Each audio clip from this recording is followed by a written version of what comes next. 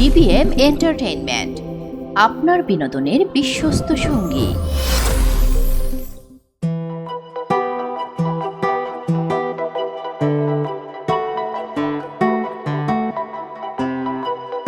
কি ব্যাপার, তুমি কেন আজকে আবার পত্রিকা কিনে আনছো? ঘরে একটা বাজার নাই, তুমি বাজার না নিয়ে হাতে করে পত্রিকা নিয়ে ঢুকতেছো? আরে আমি পত্রিকাটা কিনি নাই। তুমি তো জানো আমার কাছে কোনো টাকা নাই। অনেক চেষ্টা করলাম, কোথাও কোনো টাকা ম্যানেজও করতে পারলাম না। আর এই পত্রিকাটা আমি একজনের কাছ থেকে চেয়ে আনলাম। কেন আনলাম জানো? এখানে একটা বিজ্ঞপ্তি আছে, বুঝছো? দেখলাম যে এখানে একটা নারী মার্কেটিং অফিসার নেবে, তাই মনে করলাম যে তোমাকে দেখানো দরকার। তোমাকে দেখানো হয় না, সে দেখো দেখো। এখানে তো ফোন নাম্বার দেওয়া আছে, দাও তো ফোনটা, একটা ফোন দিয়ে দেখি। দেখো, গত 2 বছর তুমি আমি বেকার। তোমারও কোনো চাকরি নাই, আমারও কোনো চাকরি নেই। এই 2 বছরে তো কম লোককে ফোন দেই নেই। দেখো, বেশি টাকা নেই, যদি কিছু হয়।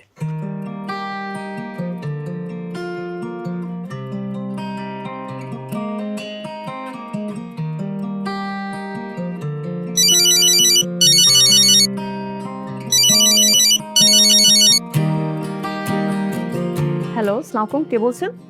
জি, আমি টুম্পা বলছি। আমি পত্রিকাতে আপনাদের একটি বিজ্ঞপ্তি দেখলাম। ও আচ্ছা, কিন্তু ওটা যেহেতু ইন্টারভিউ নেওয়া শেষ আমাদের।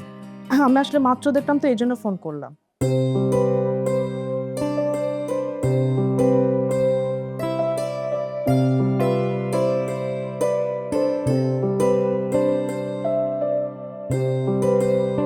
আচ্ছা, আমি সবই বুঝলাম আপনার কথা। আপনি একটা কাজ করুন। আপনি আপনার সিভি আর পেপারসগুলো আমাকে এক্ষুনি ইমেল করে রাখুন। আমি বসের সাথে কথা বলে রাখবো। জি, তাহলে কি আমি আগামীকাল আসবো? আহ, আপনি একটা কাজ করেন, আপনি কাল দুপুর 3টার সময় আমাদের অফিসে আসেন। ঠিক আছে, তাহলে কালকে 3টার সময় আমি আসবো। জি, থ্যাংক ইউ। ভালো থাকবেন।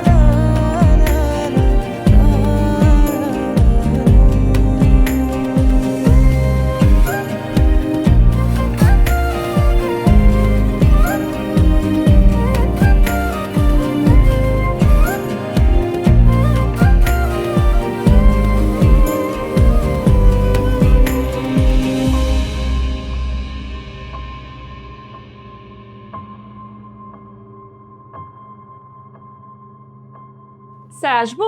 জি, আসুন। স্যার, আমাদের বিজ্ঞপ্তি দেখে একটা মেয়ে আজকে আমাকে কল করেছিল। কিন্তু আমাদের তো একজন সিলেক্ট করা হয়ে গেছে। উনি কালকে কাগজপত্র নিয়ে আসবে আর অ্যাপয়েন্টমেন্ট লেটার নিয়ে যাবে। স্যার, কিন্তু যিনি আজকে আমাকে কল করেছিলেন সে বেশ কিছু মিডিয়ার প্রতিষ্ঠানে চাকরি করেছেন, আর সে আমাদের কণ্ঠশিল্পীও। সেক্ষেত্রে আমাদের মনে হচ্ছে আমাদের মার্কেটিংয়ের জন্য খুব উপকার হবে তাকে জয়েন করলে। না না, আমাদের তো এখন অন্য কাউকে নেওয়ার প্রয়োজন নেই। কিন্তু স্যার, আমার তো এই মাসে সরকারি চাকরির জন্য ঢাকা বাড়ি ট্রেনিং আছে, সেক্ষেত্রে আমার জায়গাটা তো খালিই থাকবে। স্যার, আপনি তার সিভিটা একটু দেখেন না।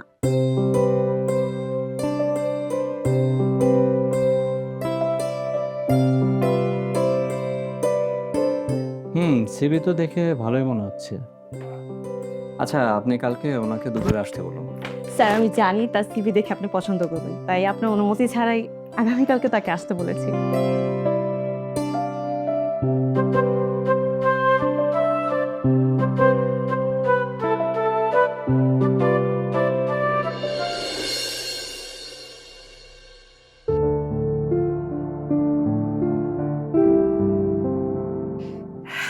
আচ্ছা, শোনো না, ঠিক আছে। কালকে যে 3টার সময় আমাকে অফিসে যেতে বললো, কিন্তু তুমি তো 7টাটা সিনেমার টিকিট এনেছিলে। এখন আমি ইন্টারভিউ দিতে যাব না সিনেমা দেখতে যাব? তোমাকে আমি বললাম না, সকালে পত্রিকাটা একজনের কাছ থেকে চেয়ে নিয়ে আসছি। আরেকজন কি করছে জানো? এই প্রমোশনের টিকিটটা আমাকে দিছে। সময় পেলে দেখবা, না হলে দেখবা না। ঠিক আছে, তাহলে চলো, ঘুমায়, অনেক রাত হয়ে গেছে। আচ্ছা, তুমি তাড়াতাড়ি ঘুমাও, আমার একটু কাজ আছে, আমি পরে ঘুমাবো। জি না, তুমি তুমি তাড়াতাড়ি ঘুমাবে, কারণ এছাড়া তুমি সকালে উঠতে পারবে না, আমাকে ইন্টারভিউ নিয়ে যেতে পারবে না, আর আমি একা একা কোনো রাস্তাঘাট চিনতে পারবো না। ও এই অবস্থা, ঠিক আছে ঘুমাচ্ছি, আমি বিছানা ভালো করে ধরো।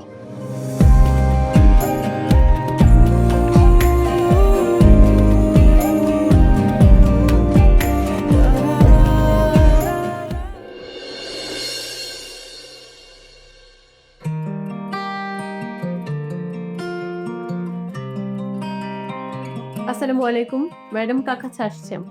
আচ্ছা, আপনাদের এখানে কবিতা ম্যাডাম? কবিতা ম্যাম, আপনার কাছে একজন এসছে। আপনি কি টুম্পা? আচ্ছা, আসুন আসুন, তুমি একটু বসুন।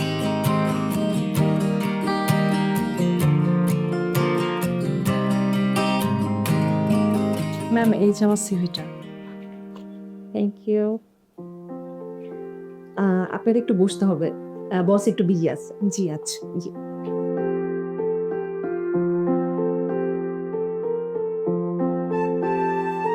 দেখুন, আমরা অনেক অভিজ্ঞ লোকদের না নিয়ে আপনাকে কেন নিলাম জানেন? কারণ আমরা নতুনদের প্রায়োরিটি দিই, আর আশা করছি আপনি আপনার দায়িত্বটা ঠিক মতন পালন করবেন। স্যার, আমি নতুন হলেও খুব দ্রুত কাজ শিখতে পারি।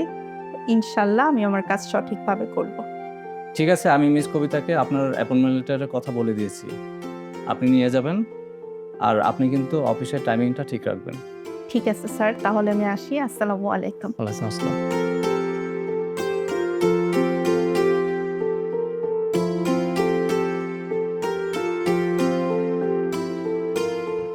মিস কবিতা, স্যার আপনার সাথে কথা বলতে বলছিল।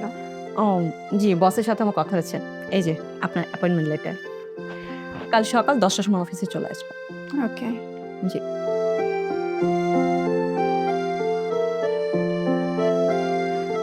টুম্পা, চলুন বসের রুমে নিয়ে যাই।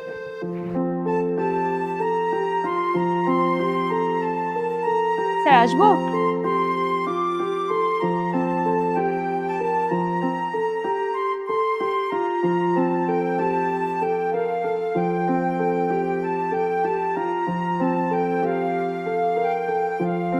স্যার, উনি মিসেস টুম্পা, যার কথা কালকে আপনাকে বলেছিলাম।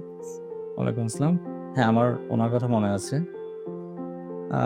আমার একটু মেল করতে হবে, আমি একটু মেল করে তারপর কথা হচ্ছে। জি স্যার, স্যার।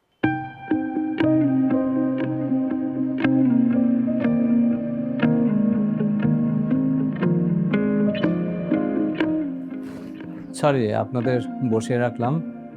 টুম্পা, আপনি আপনার আগের কাজ সম্পর্কে কিছু বলুন। স্যার, আমি আসলে এর আগে একটা বিজ্ঞাপন প্রতিষ্ঠানে কাজ করতাম। আসলে আমার শখ গান করা। আমি 2008 সালে একটা গানের প্রতিযোগিতায় অংশগ্রহণ করেছিলাম, তারপর থেকে গানই করতাম। আচ্ছা, গান যদি আপনার শখ এবং পেশা হয়, তাহলে আপনি মার্কেটিংয়ে কাজ করবেন কিভাবে? আসলে আমার কাজগুলো খুব সিজনাল হয়। গানের প্রোগ্রামগুলো দেখা যায় যে বছরে 2-1 বার বা একটা সিজনাল হয়। তো আমার একটা পার্মানেন্ট জব খুব দরকার।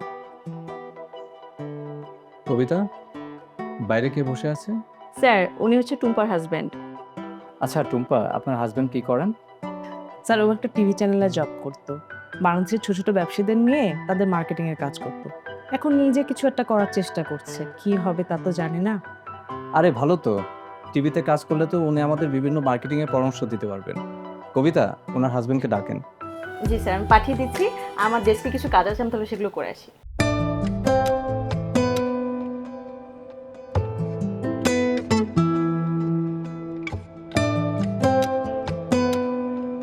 আসুন আসুন, প্লিজ বসুন।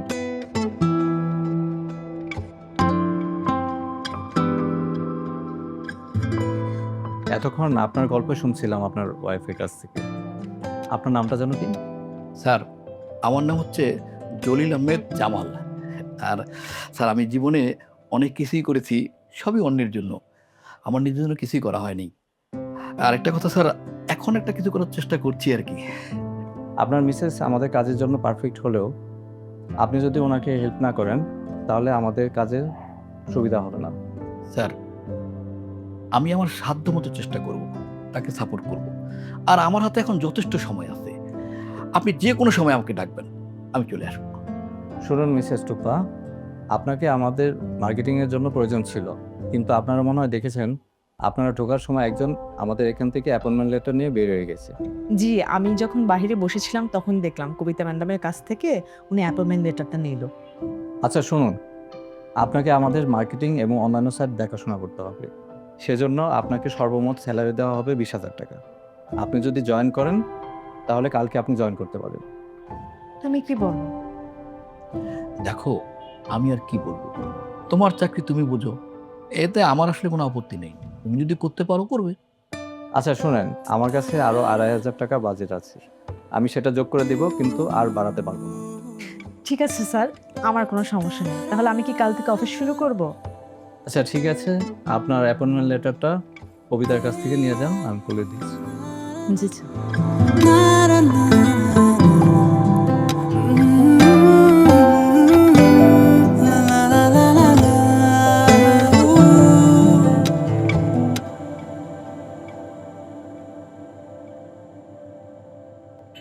ভালোই হলো, তোমার চাকরিটা হওয়ার পর থেকে এখন আর কোনো টেনশন নাই।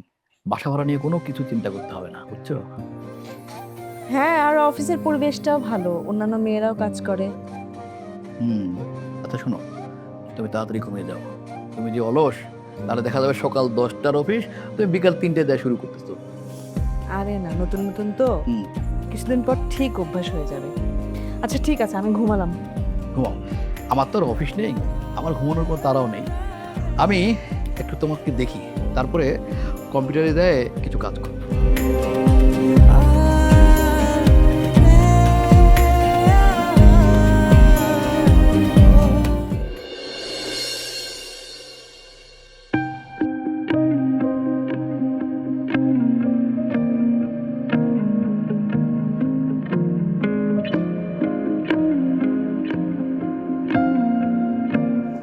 Good morning. কেমন আছেন আপনারা? Good morning ma'am. কেমন আছেন? জি ভালো। আর শোনেন, আমাকে কিন্তু ম্যাডাম বলতে হবে না। কিছুদিন পর তো আমার সব কাজ বুঝিয়ে আপনি চলে যাব। আমি কি পারবো সবকিছু এত তাড়াতাড়ি শিখতে? কেন পারবেন না? ল্যাপটপের সব কাজ গোছানো আছে, অফিস ডায়েরিতে আছে। আমি বুঝিয়ে দিলে আপনি খুব ইজিলি পেরে যাবেন। আর একটা কথা, আমাদের বস কিন্তু খুব ফ্রেন্ডলি। উনি আপনাকে বুঝিয়ে দিলে আপনার কাজ করতে আরো বেশি সহজ হবে।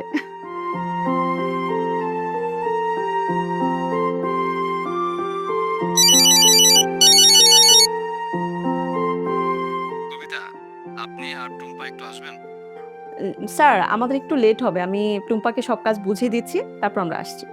আচ্ছা ঠিক আছে, আমি একটু বের হব, আপনি এই সপ্তাহের মধ্যে সবকিছু বুঝিয়ে দিবেন।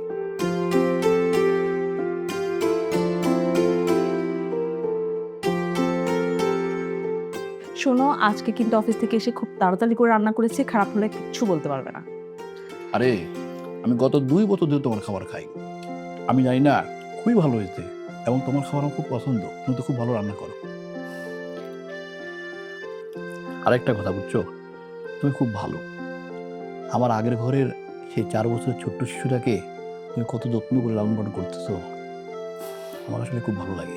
কি যে বলো, মানুষ কুকুর বিড়ালের বাচ্চাকে লালন পালন করে, আমি না হয় একটা মানুষের বাচ্চাকে লালন পালন করছি। আর দেখো, আল্লাহ ঠিক এর প্রতিদান দিবে। সেটাই, অবশ্যই আল্লাহ প্রতিদান দেবে। খাবারটা আজকে খুব মজার হয়েছে।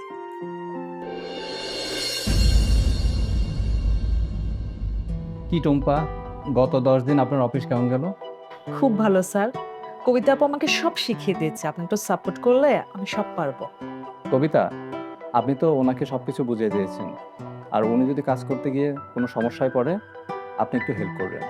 জি স্যার, আপনি একদমই টেনশন করবেন না।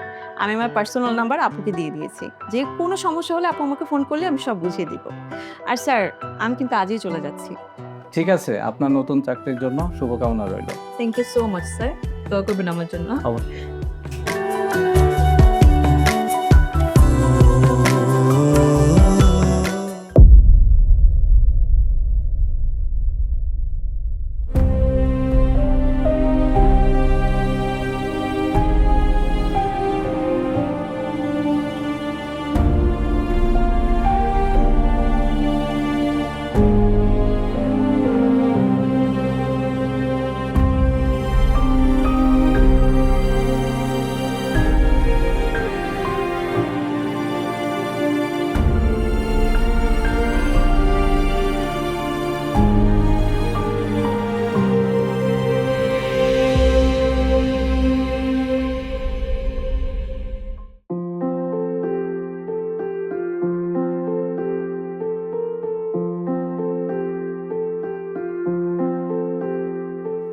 আপনাকে রেস্টুরেন্টে ডাকলাম কেন জানেন? না তো, কেন লিখেছেন? আমি দেখি আপনি লাঞ্চের টাইমে খাবার খান না, কিন্তু কেন, বিষয়টা কি জানতে পারি? আসলে আমি সকালে উঠে রান্না করার সময় পাই না, আর আগের দিন রাতে রান্না করা খাবার তো দুপুর পর্যন্ত ভালো থাকবে না। আর এই অফিসে যে খাবারের দাম, আমি যদি প্রতিদিন খাবার খাওয়া শুরু করি, আপনার তো আমার স্যালারি ডাবল করতে হবে। এত তাড়া কিসের, দেখুন না কি হয়। আচ্ছা, সাথী কেমন কাজ করছে? সাথে তো আমাকে সহ্য করতেই পারে না, কোনো কাজ দিলেই বিরক্ত হয়। আপনার অফিস আপনি কিভাবে ঠিক রাখবেন সেটা আপনার দায়িত্ব। আপনাকে তো বলাই হয়নি, সেদিন যে অফিসের সাথে আমার সাথে কি খারাপ ব্যবহার করলো, আমার তো ইচ্ছে হচ্ছিল আমি চাকরি ছেড়ে তখনই চলে যাই। আরে আপনি চলে যাবেন কেন?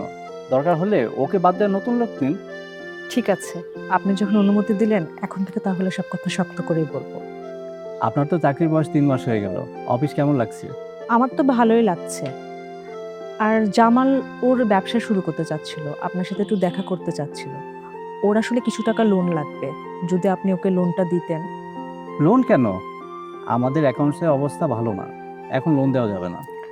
1 মাসের জন্য লাগবে লোনটা, আমাকে না হয় লোনটা দেন, আমি শোধ করে দিব। ঠিক আছে, কবে লোন লাগবে আপনি আমাকে জানাবেন, আর 1 মাসের মধ্যে কিন্তু লোন পরিশোধ করে দিতে হবে। আচ্ছা, আমি তাহলে আজকে উঠি, গুলশান যাব, আমার একটু কাজ আছে। কি কাজ? আছে পার্সোনাল কিছু কাজ। আমি তো 3 মাসে আপনার অনেক পার্সোনাল কাজ সম্পর্কেই জানি। কি পার্সোনাল কাজ? না আসলে আমি একটু মাঝে মাঝে স্পা নেই, তো সেটা আপনাকে বলা হয়নি, তো একটু স্পা নিতে যাবো। শুধু স্পা না অন্য কিছু? টুম্পা, আপনি আমাকে ডেকেছিলেন? আপনি কি অফিসের ম্যানেজার না? আমাকে নাম ধরে ডাকেন কেন? তো আপনাকে কি বস বলে ডাকবো? শোনো, আমি গতকাল বসের সাথে কথা বলেছি, ওনাকে বলেছি কিছু টাকা লোন দিতে, 1 মাস পরে দিয়ে দিব। আরে আগে টাকাটা নেই, দেয়া দির ব্যাপারটা পরে। আপনি তো আমাকে বলতে পারতেন, আমি কিন্তু খুব ভালো স্পা দিই। তাই নাকি? কই দেখি। এই আপনি একটু সোজা হয়ে দাঁড়ান তো। Sorry boss, sorry.